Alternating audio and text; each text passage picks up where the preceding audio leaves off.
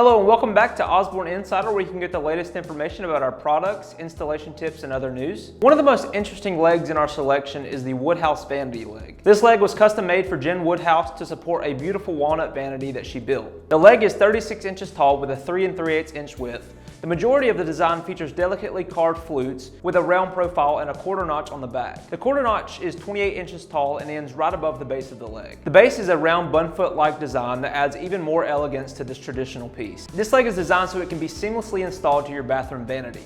The extended quarter notch allows for several drawers or shelves to be included in your design. This vanity post is part 322677. It'll be sanded to 150 grit and ready for finishing.